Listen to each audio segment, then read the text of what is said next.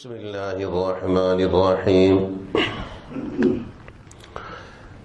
آج کل جس قدر تیزی کے ساتھ جسمانی بیماریاں بڑھ رہی ہیں، اسی قدر تیزی کے ساتھ روحانی بیماریاں بھی بڑھ رہی ہیں۔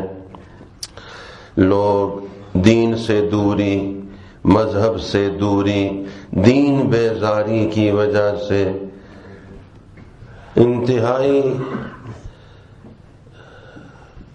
بھنور میں، گرداب میں پھنسے ہوئے ہیں اور ایسی جہالت کی باتیں کرتے ہیں۔ مثلا یہ جو موجودہ ایک فضا میں ایک بیماری کا تذکرہ ہے، اب اس کے لیے کیا کہتے ہیں؟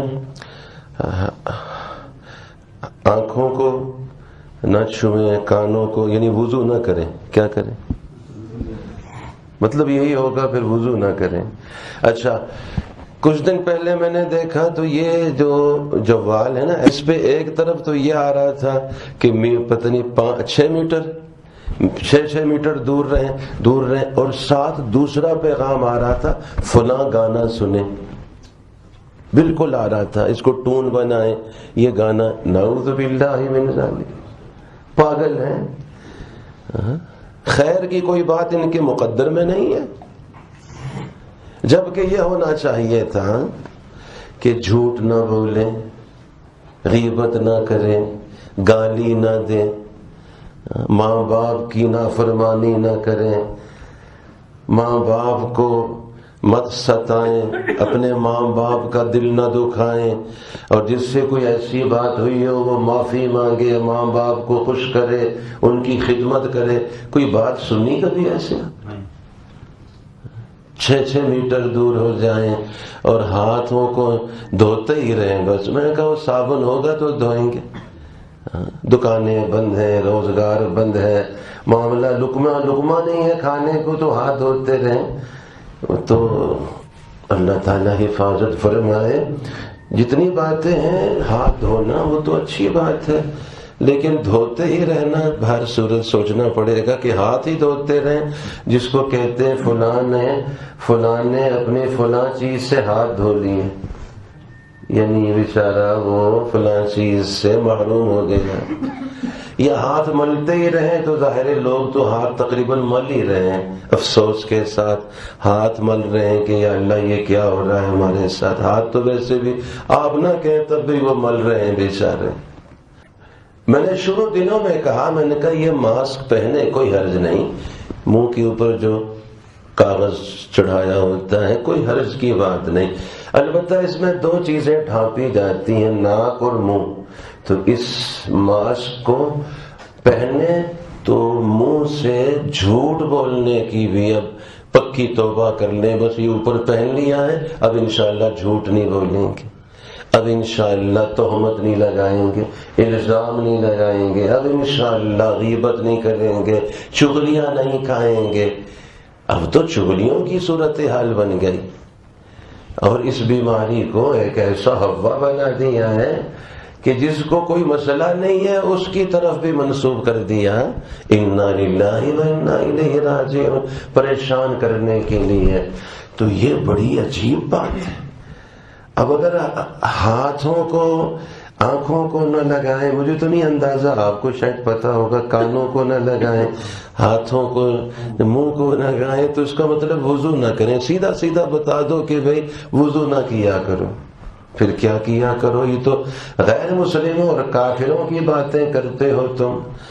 اللہ تعالیٰ ہمیں ان میں سے نہ بنائے، بلکہ ان کافروں کو بھی میرے نبی علیہ السلام کے غلاموں میں بنائے، ان کو بھی دنیا اور آخرت کا سکون عطا فرمائے، ان کو بھی اسلام کی دولت، ایمان کی برکت نصیب فرمائے، ان کو بھی سنت کا اتباع نصیب فرمائے۔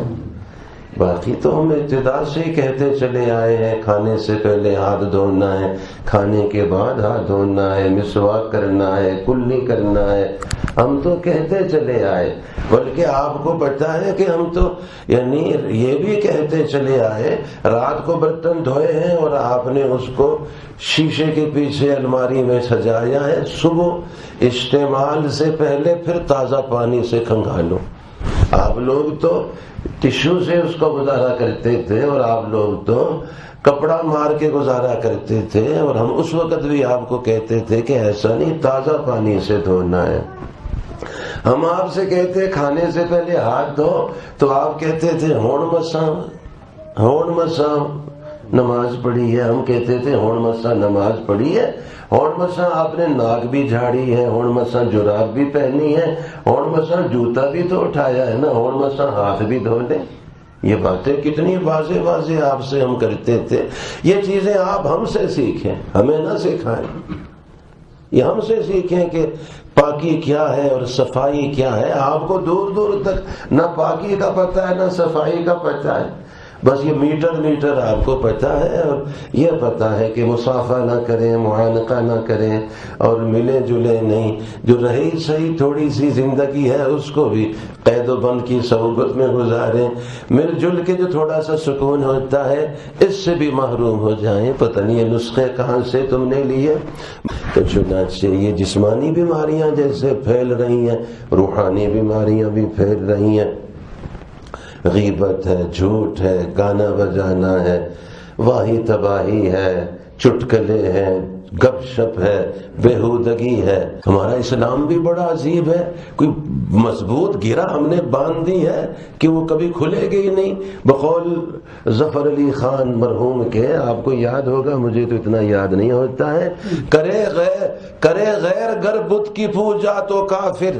اگر غیر یہ کام کرے وہ تو کافر ہیں، اور مسلمان سب کچھ کرے پھر بھی اسلام اس کا اسی طرح باقی۔ عجیب اسلام ہے یہ۔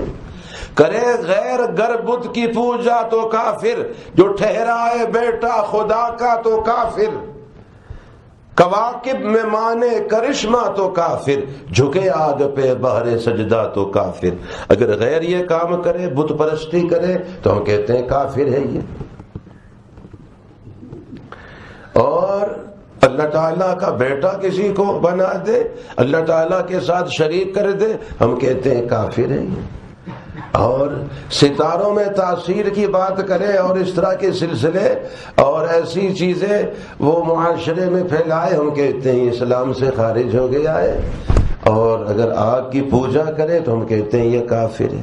مگر مومنوں پہ کشادہ ہے راہیں، پرستش کرے شوق سے جس کی چاہیں، نبی کو جو چاہیں خدا کر دکھائیں، اماموں کا رتبہ نبی سے بڑھائیں، مزاروں پہ دن رات نظریں چڑھائیں، شہیدوں سے جا جا کے مانگیں دعائیں۔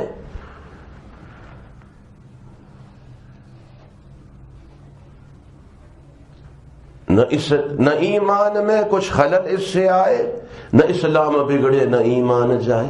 ایسی پکی گرہ لگائی ہوئی ہے، سارے کافروں والے کام کرو پھر بھی ہمارا اسلام پکا ہے۔ جس طرح ہے، آپ کو پتہ ہے کوئی تھا وہ وضو کا ٹوٹتا ہی نہیں تھا۔